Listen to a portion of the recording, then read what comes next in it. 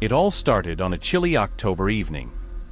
The leaves had begun to turn shades of red and orange, falling gently from the trees and creating a crunchy carpet on the ground. A group of friends, Jake, Lisa, Mike, and Sarah, had gathered at Jake's house. They had been friends since childhood, and as they grew older, their thirst for adventure only seemed to increase.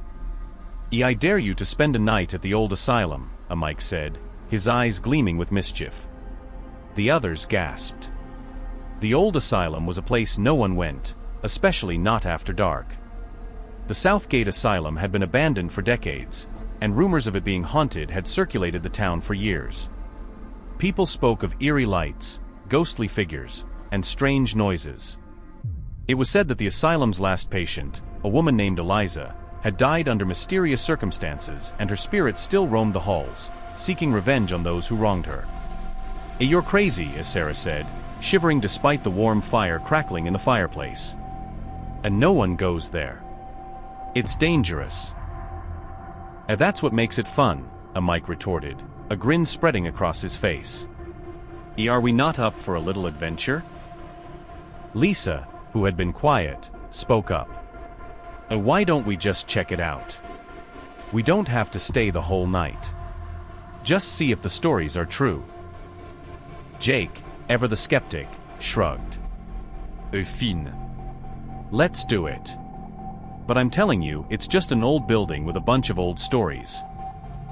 With the decision made, they gathered flashlights, blankets, and snacks. The excitement mixed with a hint of fear as they piled into Jake's car and drove to the outskirts of town where the asylum stood, shrouded in darkness.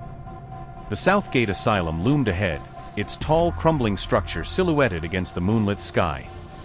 Ivy crept up the walls, and the windows, broken and dusty, gave the building a sinister appearance. "This place gives me the creeps," Eliza whispered as they approached the entrance. Jake pushed open the rusty gate with a loud creak. Come on, it's just a building. Let's get this over with." They walked up the cracked steps and entered the asylum.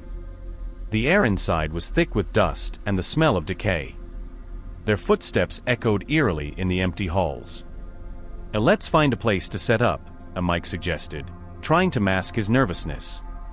They made their way to what seemed to be the main lobby, where they spread out their blankets and sat in a circle, turning on their flashlights to keep the darkness at bay.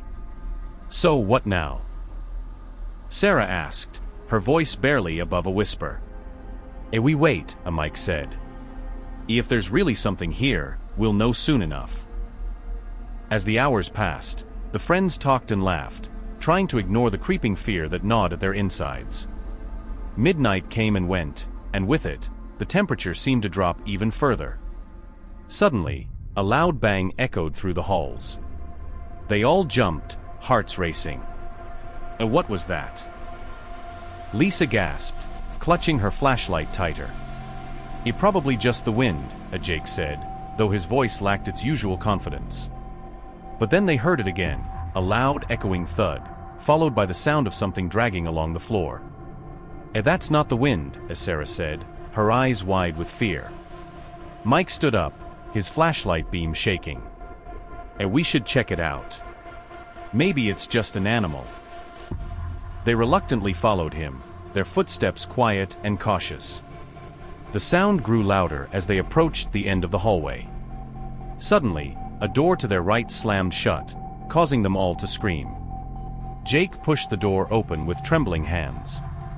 The room was empty, but the air felt colder than before. A chill ran down his spine. "Let's go back," Eliza said, her voice shaking. "This isn't fun anymore." As they turned to leave, a soft whisper echoed through the hall. "Get out." They froze, looking at each other in horror. "Did you hear that?" Sarah whispered. "Let's go now," Jake said, his voice firm. They hurried back to their makeshift camp, their fear palpable. Back in the lobby, they huddled together, trying to make sense of what they had heard. "It must be our imagination," Mike said, though he didn't sound convinced. "Imagination or not, I think we should leave," Sarah said, looking around nervously. Just as they were about to pack up, Jake's flashlight flickered and went out. He smacked it a few times, trying to get it to work. When it finally did, they saw something that made their blood run cold. A figure stood at the end of the hall, shrouded in darkness. It was barely visible, but they could see its eyes, glowing with an eerie light. "Run!" Jake yelled. They grabbed their things and bolted for the exit, not daring to look back. As they reached the door, it slammed shut on its own, trapping them inside. "We're trapped," Lisa cried, pulling at the door. What do we do?" "There's a window in the room we checked earlier," Mike said. "We can climb out." They ran back down the hall, the figure still standing motionless. When they reached the room, they found the window and began to climb out one by one. As Sarah was about to climb through, she felt a cold hand grip her ankle. She screamed, kicking desperately. Help me!" Jake and Mike grabbed her arms, pulling her free. They tumbled out of the window, landing in a heap on the ground outside. Breathing heavily, they scrambled to their feet and ran to the car. They didn't stop running until they reached the car. Jake fumbled with the keys, finally getting the door open. They piled in, and he started the engine, tearing out of the asylum grounds as fast as he could. No one spoke on the drive back, each lost in their own thoughts. The horror of what they had experienced was too much to process. When they finally reached Jake's house, they sat in the car, staring at each other in disbelief. What was that?" Lisa asked, her voice trembling. "I don't know," Jake replied. "But whatever it wasn't human." "We're never going back there," Sarah said, her eyes wide with fear. "He agreed," Mike said, his usual bravado gone. "And never again." The days that followed were filled with restless sleep and haunting memories. They tried to go back to their normal lives, but the events of that night clung to them like a shadow.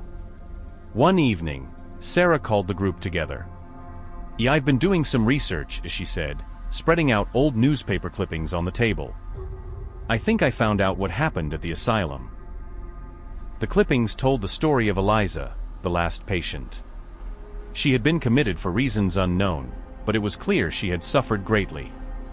The staff had mistreated her, and one night, she had mysteriously died. The details were vague, but it was clear that her death was not natural. People say her spirit never left," as Sarah continued. "That she's seeking revenge on anyone who enters." "Do you think that's what we saw?" Mike asked.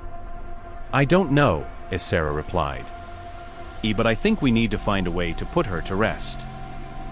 Despite their fear, the friends knew they had to go back.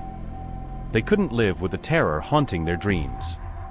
Armed with more knowledge and a plan, they returned to the asylum, determined to help Eliza find peace. As they entered the asylum again, the air felt even colder than before. They made their way to the room where Eliza had died, following the directions from the newspaper clippings. The room was small and dark, with a single broken bed in the corner. They gathered around, holding hands. "Eliza," as Sarah said, her voice steady. "We're here to help you. We want to set you free." For a moment, nothing happened. Then a soft light filled the room, and they saw her, a young woman with sad eyes, dressed in a tattered gown. She looked at them, her expression filled with sorrow and longing. Please," as she whispered. Help me." Sarah stepped forward, holding out her hand. We will." They performed a small ritual they had found in their research, hoping it would be enough to set her spirit free. As they finished, the light grew brighter, and Eliza began to fade. Thank you," as she whispered, a smile touching her lips for the first time. And then she was gone. As they left the asylum for the final time, the air felt lighter, and the sense of dread that had followed them was gone. They knew Eliza was at peace, and with her, they had found their own. Life slowly returned to normal, but they never forgot what had happened. The bond between them grew stronger, forged in the fires of fear and friendship. Years later, they would look back on that night as a turning point in their lives. The ghost of the abandoned asylum had brought them closer together and taught them the true meaning of courage and compassion. And while the old asylum still stood, it was no longer a place of fear, but a testament to the power of friendship and the enduring strength of the human spirit.